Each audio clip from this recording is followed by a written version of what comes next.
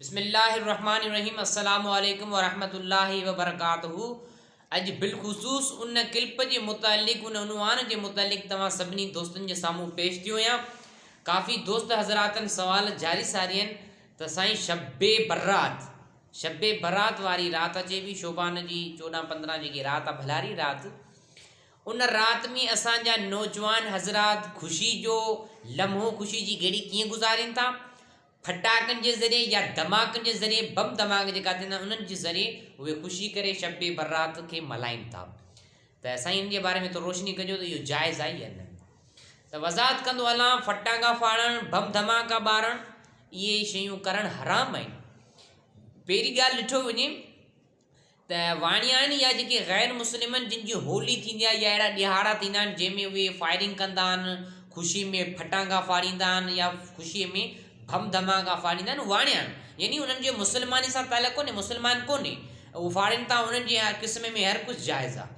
त असां मुस्लमान आहियूं, असां मुस्लमाननि खे फटाका सुहनि नथा। हाणे इन फटाकनि सां हिकु त पैसे जो नुक़सानु आहे ऐं वरी असांजा सिंधी मुस्लमान जेकी पढ़ियल लिखियल जिन वटि नॉलेज बि आहे, पढ़ियल लिखियल माण्हू असांजे बच्चनि खे पैसा ॾेई 5-5 हज़ार जा फटाका वठी ॾियनि, ख़ुशी में फाड़ीनि पिया। ख़ुदा जा बंदो थोरो ज़हनशीन कयो, पंहिंजी अक़ल खां कमु वठो। शब्बे बरात जी भलारी रात आहे, उन में असां पंहिंजे बच्चनि खे इहा तरबियत ॾियूं त नमाज़ पढ़ो, क़ुर पढ़ो, इबादत करियो, या इबादत जे जॻह ते फटाकनि वारी इबादत करियो। इन खां बहितर आहे त माण्हू क़ुर पढ़े, नमाज़ पढ़े, पंहिंजे बच्चे खे दीनी इस्लामी नॉलेज में आणियो। हीअ दुनियावी फटाकनि में फ़ाइदो कहिड़ो आहे?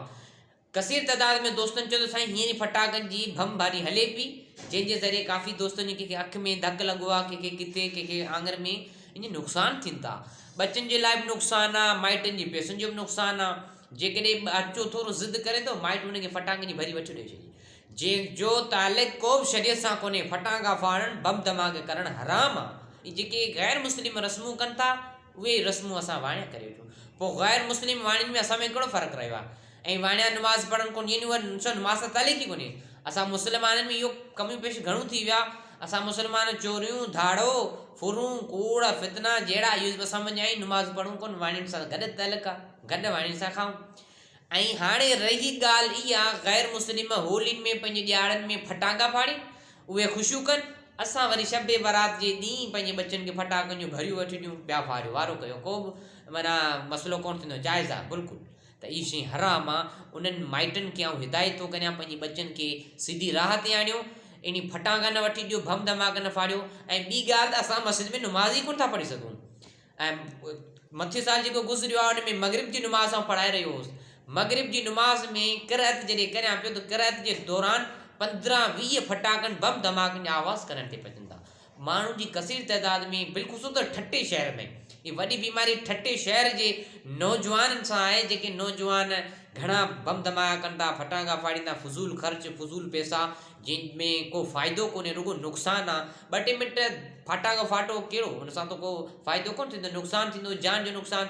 अखि में लॻे त बि अखि हली वञे, का बाह में लॻे, किथे धकु लॻे, नुक़सानु थिए, को बीमार पिणु हुजे घर में, हुनजी माना तबियत में तकलीफ़ थिए। ऐं माण्हू अलाह जा घरनि पासे में मस्जिद में नमाज़ पढ़नि था, त मस्जिद में उन्हनि जमातुनि खे बेचैनी थिए थी। त अलाह सी सभिनी मुस्लमाननि खे हिदायत फरमाए त महिरबानी इहे कयो, इन्हनि शयुनि ते नोटिस वरितो वञे, इन्हनि शयुनि ते बिल्कुलु सख़्तु पाबंदी लॻाई वञे।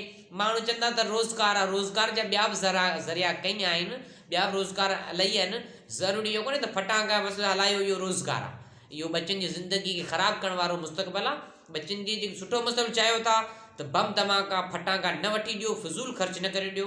बच्चनि खे फ्रूट वठी ॾियो, बच्चा खाइनि। बच्चनि खे दीनी किताब वठी ॾियो, उहो पढ़नि। बच्चनि खे क़ुर सेखारियो, उहो पढ़ायो। बच्चनि खे स्कूली तालीम ॾियो, बच्चनि खे ट्यूशन पढ़ायो। यानी दीनी मसइले में या दुनियावी मसइला उहे नॉलेज पढ़ायो, उनखे स्कूल पढ़ायो, उनखे ज़हन में होशियारु रखो।